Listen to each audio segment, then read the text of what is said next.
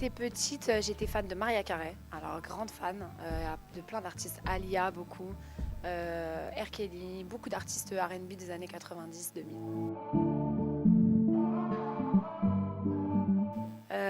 Je m'en vais de Vianney. Quand je l'ai entendue, je me suis dit j'aurais dû écrire cette chanson parce que je la trouve tellement, je sais pas, je la trouve subtile, je la trouve touchante. J'adore la plume de Vianney. Je trouve cette chanson super bien écrite. J'en ai beaucoup de bons souvenirs sur scène. Après, il y a eu pendant ma première tournée sur À Fleur de Toi, Diams était venue en surprise sur la dernière date me rejoindre. Et en fait, moi, je faisais Confession nocturne sans elle.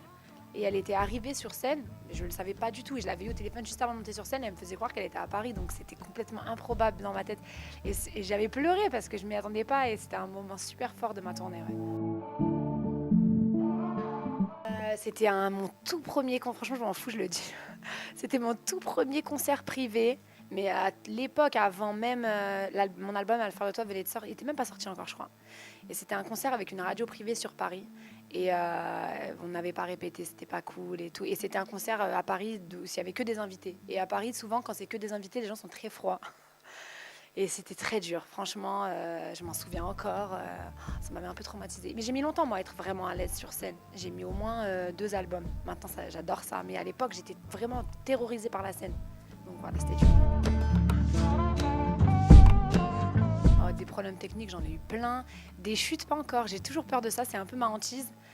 Problèmes techniques, où il y en a. Alors, sur ma tournée, ce qui m'est arrivé, je me souviens, alors c'est donc mon batteur qui devait lancer un morceau, le morceau d'après, il se trompe. Et moi, je suis en train de me changer dans la loge rapide sur la scène. Il envoie le morceau d'après. Donc là, je dois déjà être sur scène. C'est-à-dire que, et moi, je suis en soutien-gorge dans la loge rapide, mais il se passe rien sur scène. Et nous, les artistes, on se dit, il faut y aller, quoi. Et je cours sur la scène en soutien-gorge. Et ma styliste, elle me rattrape. Elle me dit, mais tu peux pas y aller comme ça. Et je dis, mais il n'y a rien sur ma scène. Il faut que. Et mes choristes, ils lancent un truc au hasard comme ça, ils ambiancent les gens. Et bon, on s'en sort comme ça, mais je suis remontée pas du tout habillée comme j'aurais dû être habillée avec le mauvais haut. Et mon batteur, à la fin du show, il me dit, je suis désolée. Je lui dis, mais qu'est-ce que tu m'as fait? Bref, c'était le pire. C'est pas fou, mais je fais un petit peu de piano, mais je suis vraiment pas à un niveau incroyable. Et j'ose pas chanter sur scène en m'accompagnant. Parce que j'ai un trac qui me bloque de le faire.